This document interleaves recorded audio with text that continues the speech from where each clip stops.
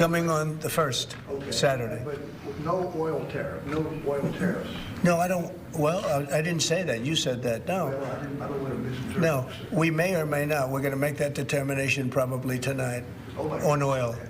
Yeah, because they send us oil. We'll see. It depends on what the price is.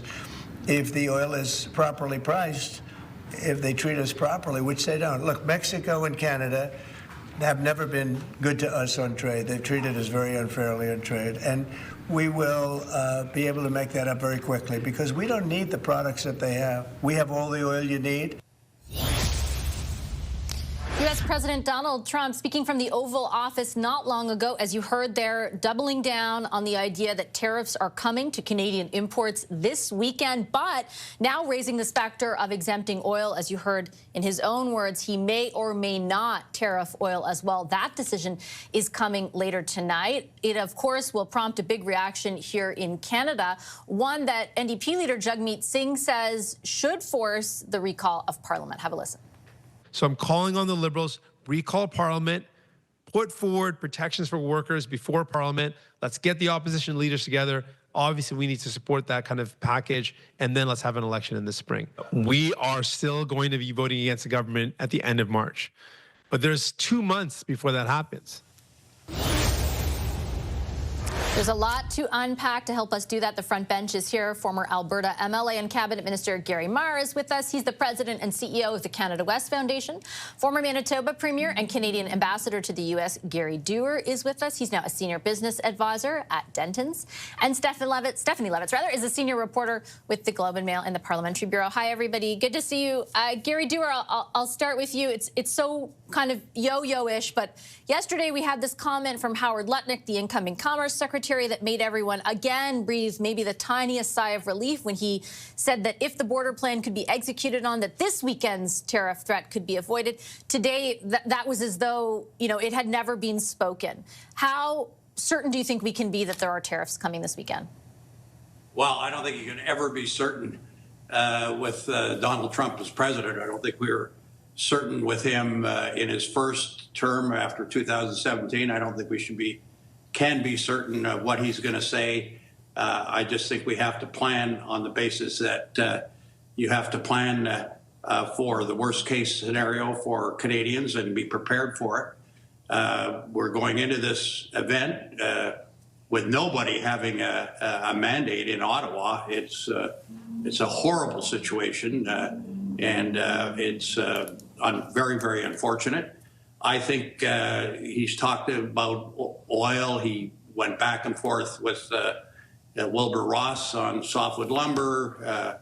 I know that he's mentioned that we've got lots of trees, et cetera, et cetera. But I think I don't think we should be petting our response. I think we should be like Florida orange juice. I'd rather go after big, big items that the United States uses.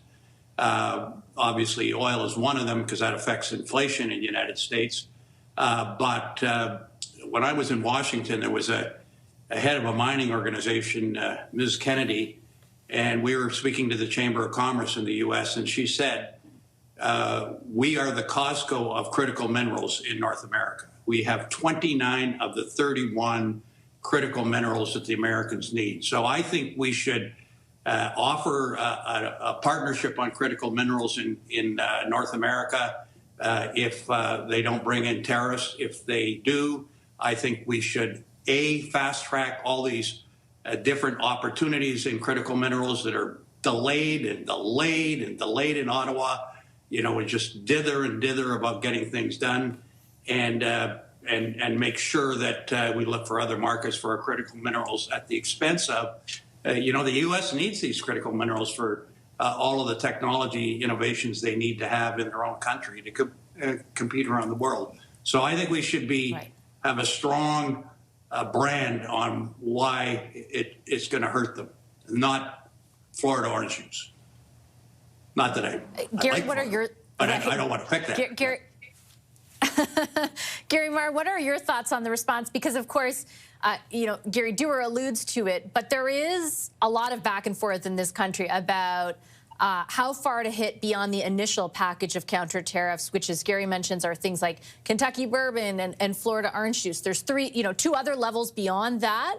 But the big kind of X factor is, what do we do with oil? What do we do with broader energy exports? And do we have to address that very quickly if, in fact, our economy is in the aggregate slapped with 25% tariffs on Saturday? What are your thoughts on that?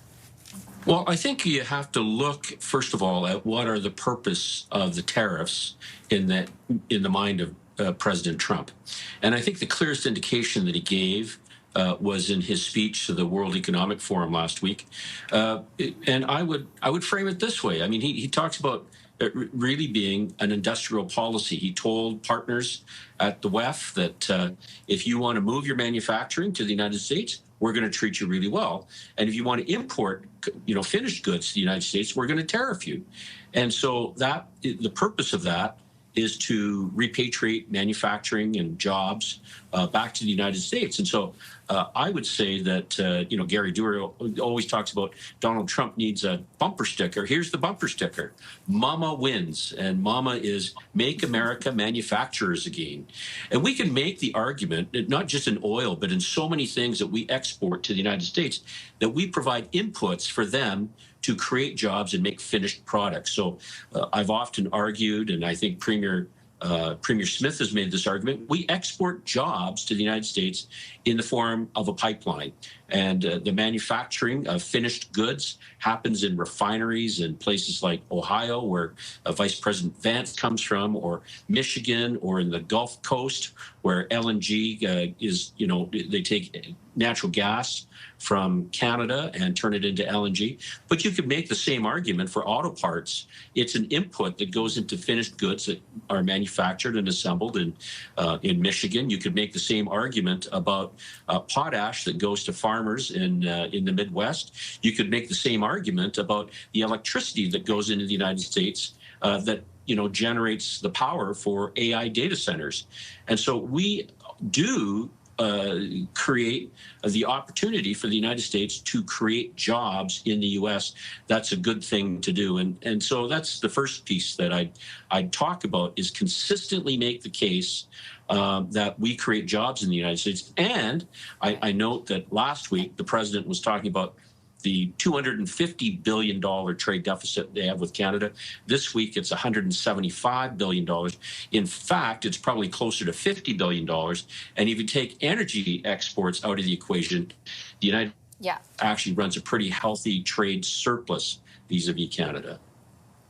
Yeah, I mean, Gary lays out so many crucial facts, Steph, that have so far, though they've been presented by premiers and, the federal government and even members of the opposition have failed to convince Trump otherwise. And so we're left with this scenario where all the stuff that both Garys lay out certainly could prove to be effective in the medium to long term. But in the short term, if those tariffs are applied, there's a political story here as well. And Mr. Singh's clip alluded to it, right?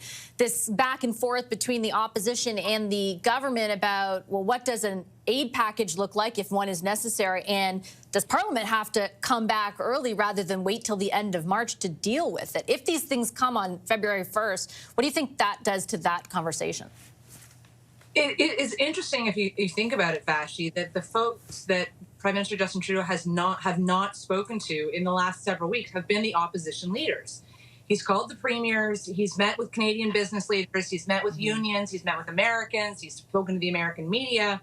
But at no point has he called in the opposition leaders since that initial meeting that he had on the Hill before, I guess, everything blew up politically here in Ottawa. And so when we're talking about this Team Canada approach to an answer, not just in terms of potential bailout packages for Canadians, but also in terms of our retaliatory tariff response, he's not going to the politicians that represent the other 2/3 of this country. I'm overstating the numbers, but to say, okay, what are we going to do here? What makes sense as a path forward? As one of the Garys alluded to, we're at this very strange time in Ottawa where nobody has a clear mandate to govern. They're resting on, a previous mandate, the Trudeau Liberals. You have a leadership race running off to the side.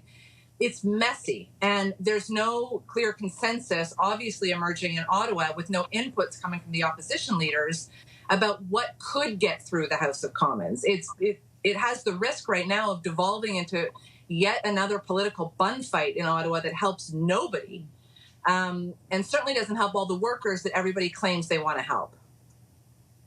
Yeah, very good point.